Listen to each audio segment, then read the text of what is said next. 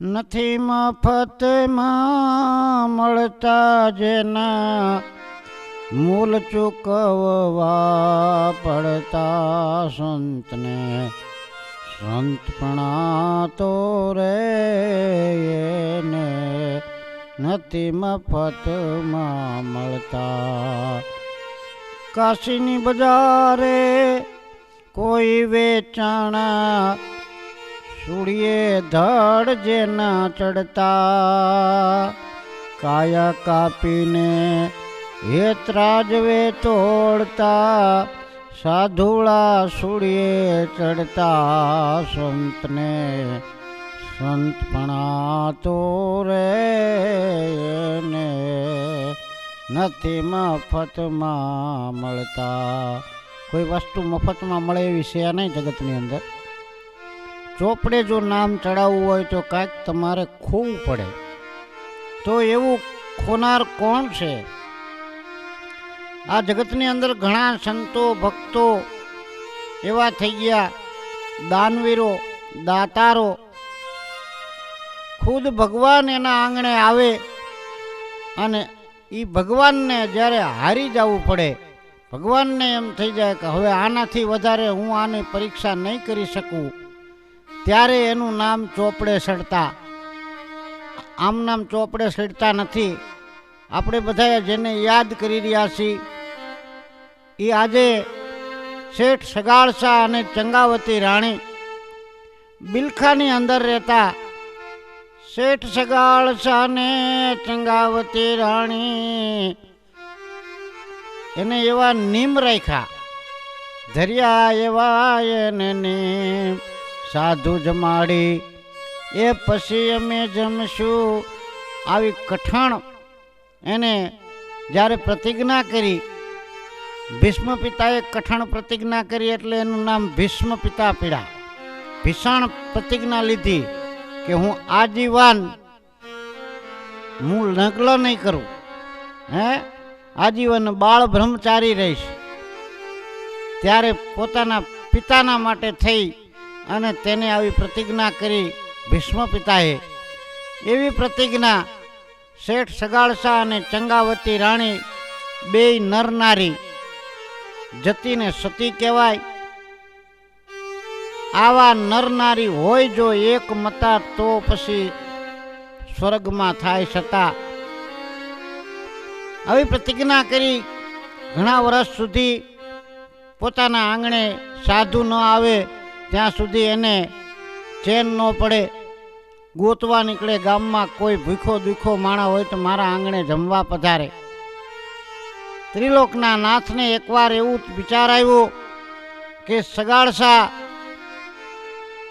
આ વ્રત તો લઈને બેઠો છે, તો લાય એના આંગણે જઈને આજ પરીક્ષા કરું કે આ કેટલુંક વ્રતનું પાલન કરે છે. એટલે ભગવાન પોતે 12 મેઘને કહી દીધું કે તમે જાઓ અને બિલખાના પાદરની અંદર 7 દિવસ સુધી એક ધારા વરસાદ ચાલુ રહ્યા. મેઘરાજા આવ્યા, વરસાદ ચાલુ થયો. 12 ચકલું ન ફરકે. શેઠ સગાળસાના આંગણે એક ચકલું પણ ન આવ્યું. એને વિચાર થયો કે 1 દિવસનો ઉપવાસ, 2 દિવસના ઉપવાસ, 3 દિવસના ઉપવાસ.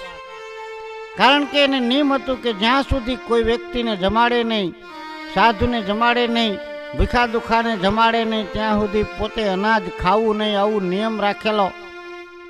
7 દિવસના ઉપવાસ થયા. 8મા દિવસે સૂર્યનારાયણ જ્યાં ઉદય થયા એટલે ચંગાવતીએ કીધું કે તમે થોડોક આજ વરસાદ ઓછો થયો છે તો જાઓ. કોઈ સાધુ આપણા આંગણે આવે ને તો આજ આપણા ઉપવાસ ખુલે. ભગવાન આપણા ઉપર મહેરબાની કરે અને કોઈ સાધુ આવી જાય ને તો એને આપણે જમાડી દઈ તો આપણા ઉપવાસ ખુલે. સગાળસા તો ગામની અંદર નીકળ્યા. આ બાજુ ત્રિલોકનો નાથ, એવું ગંધારું શરીર, રોગી કોઢ નીકળેલો, આવું શરીર ધારણ કરી અને તળાવને પાળ ઉપર બેઠેલા. એટલે જઈને સુદામ સગાળસાએ કીધું કે બાપજી તમે મારા ઘરે પધારો તો હું તમને ભોજન કરાવું, મારે આવું નિયમ છે. એટલે કીધું કે ભાઈ તારું નિયમ સાચું, પણ હું અહીંથી હાલી શકું એવું સોય નહીં. તારે જો મને લઈ જવો હોય ને તો તારા ઘરવાળીને લેતો આય અને એક મોટો કંડિયો લેતો આય, કંડિયાની અંદર મને લઈ જાઓ બે માણા ઉપાડીને, તો જ હું તમારા આંગણે આવી શકું, નકર મારે આવવું નથી ને મારે કાંઈ ખાવું નથી. હું તો અઘોરી પંથનો છું ભાઈ, અને મને લઈ જાઓ નકામો છે. તમે મને જમાડી ન શકો. તમે સંસારી પુરુષ છો, સાધારણ માણસ છો, સાધારણ માણસથી મને જમાડી ન હકાય. પણ સગાળ તો કીધું કે બાપજી જે હોય એ પણ મારા આંગણે પ્રસાદી લ્યો તો મને વધારે આનંદ આવે.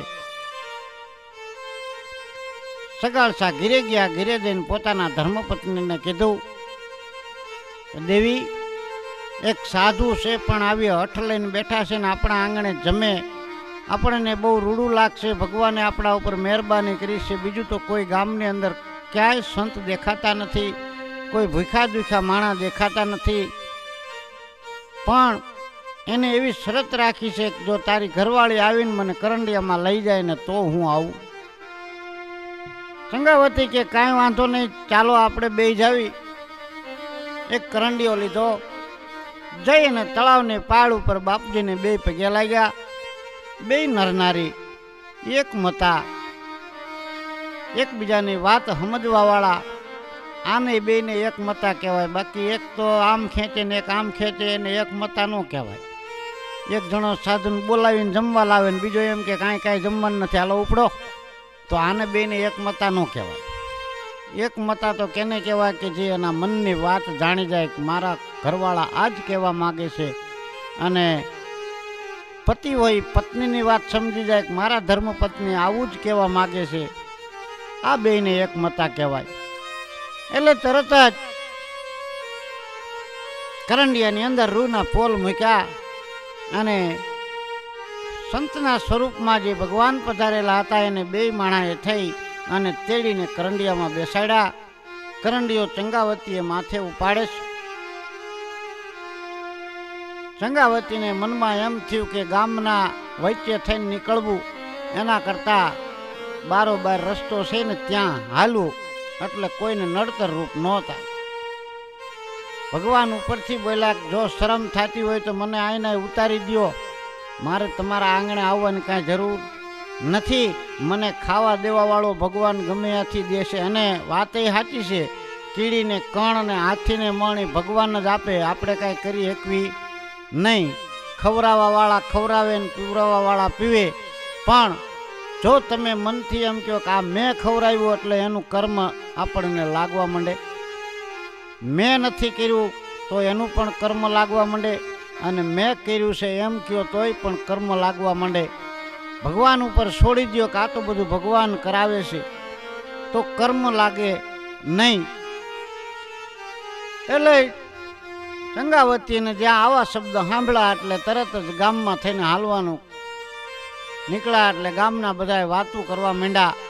એટલે કીધું અન્ન સમો નહીં ઔષધિ, ઝરણા સમો નહીં જાપ, કૃષ્ણ જેવો દેવતા નહીં, નિંદા જેવું નહીં પાપ. મંડા બધાએ નિંદા કરવા કે હે ભક્તાને ભક્તાણી થઈ ગયા છે, મોટા આવા સાધુને જમાડીને આને ક્યાં જવું હોય છે, ખોટે ખોટા લઈ જાય છે પાસ પરવાળાને, રોગી દોગી, હવે આ રોગ આને લાગુ પડી જાય છે ક્યાંક. આવું બધું માણસો વાતું કરવા માંડે. એટલે ખબર નથી કે સંતને જમાડવાથી શું થાય, સંતને ભજવાથી શું થાય. પણ મૂર્ખ માણસને તો આવી વાતો કરવી બહુ હેલી લાગે. એટલે આને તો વાતું કરતા હતા, પણ આને એકેયને કાંઈ નજરમાં લીધું નહીં. સંતને ઘરે લાવ્યા, નવરાવી ધોવરાવી અને જે કાંઈ પોતાના ઘરની અંદર અનાજ હતું એનાથી સારો મજાનો પ્રસાદ કરી ભગવાનને ભોગ ધરાવી અને સંતની પાસે લાવ્યા. પણ આ તો સંત ભગવાન હતા, આને ક્યાં ખાવાનું હતું. એને તો તરત જ કીધું કે આવું હું ખાતો નથી, કે હું તો અઘોરી પંથનો માણસ છું, મારે તો મસાણની અંદર માટી અંદર જે માંસના લોચા હોય ને એ જ ખાઉં છું, બીજું કાંઈ ખાતો નથી. આવી વાત કરી વૈષ્ણવ સાધુ તરત જ કીધું ભાઈ ચંગાવતી વિચાર કરે કે હવે આવું તો આપણને કોઈ દી બનાવતા પણ આવડતું નથી, તો આપણે આ કેમ ખવડાવવું? પણ આપણા આંગણે આવ્યો છે એટલે જેને જે વસ્તુ જોતી હોય એ દેવી પડે, એ આપણો આશરાનો ધર્મ છે. એટલે સગાળસા તો છુપાતા જઈ અને કસાઈ વાળે જઈ થોડું ઘણું જે કાંઈ માંસ હતું એ લઈને આવ્યા. માંસ રાંધતા કાંઈ ચંગાવતીને આવડતું નહોતું, જેવું તેવું પકાવી અને પાછું જ્યાં ભગવાન પાસે હાજર કર્યું. ત્યાં તો પાછું ભગવાને કીધું કે આ ભલા માણા, આ મરેલા માંસ ખાવાથી તો મારી આ કાયા અભડાઈ જાય, આવું માંસ મને ન હાલે. સગાળસા વળી પગમાં પડી ગયા કે તો કેવું માંસ તમારે હાલશે બાપુ? એટલે કીધું કે જો મને તો માણસનું માંસ મળે ને, હું તો શમશાનમાં રહેવા વાળો છું, હું કાંઈ ગામની અંદર રહેતો નથી.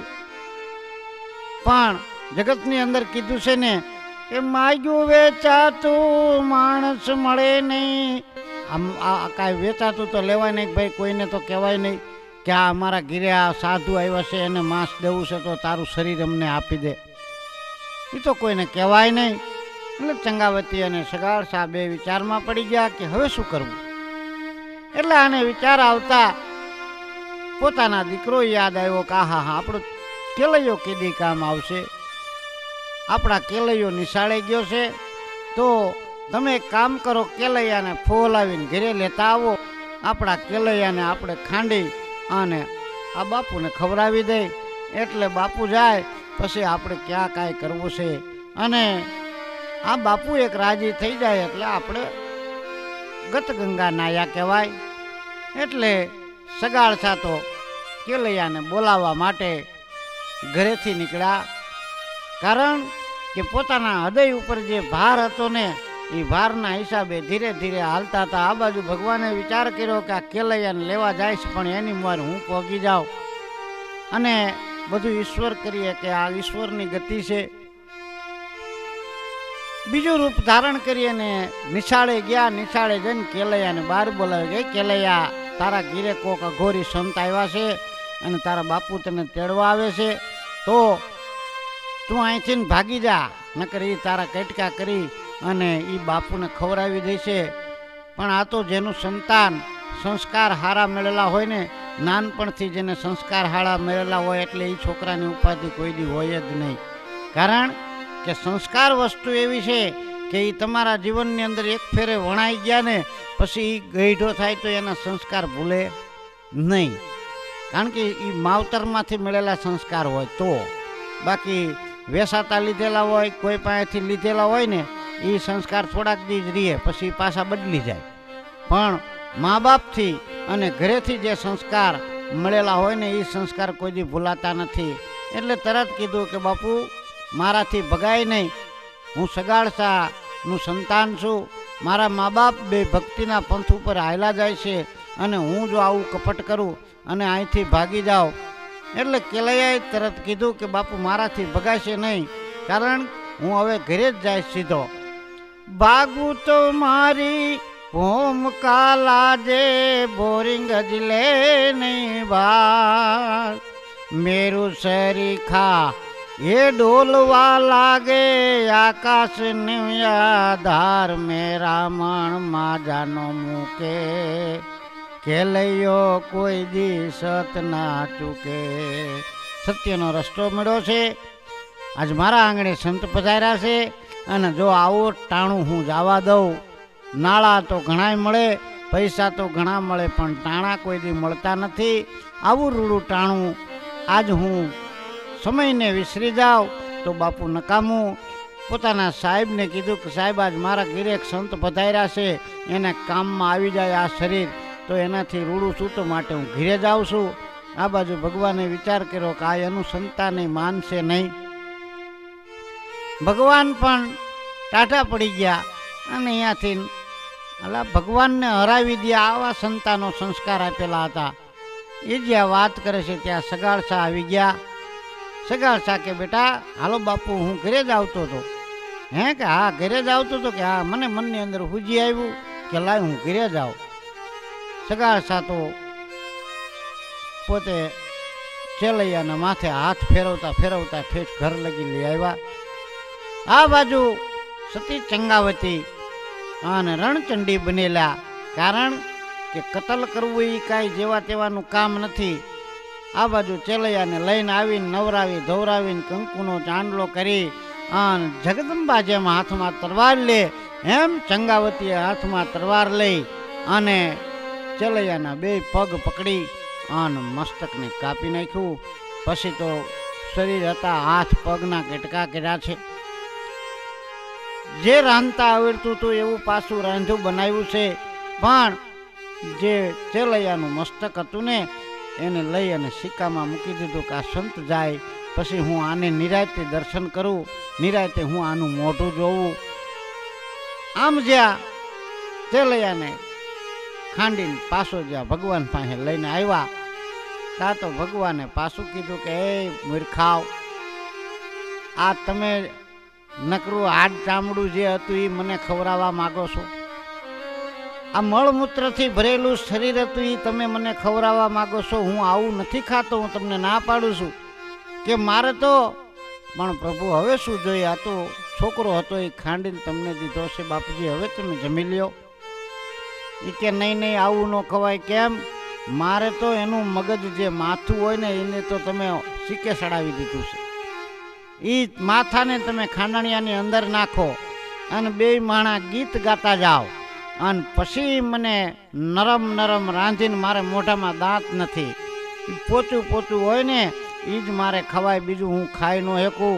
હવે આડકા બાડકાનું બધું જવા દો મારી પાસેથી. વળી ચંગાવતી અને શેઠ સગાડસા ખાંડણીઓ લીધો, ખાંડણિયાની અંદર મસ્તક મૂક્યું અને બે ગીત ગાતા જાય અને ખાંડતા જાય.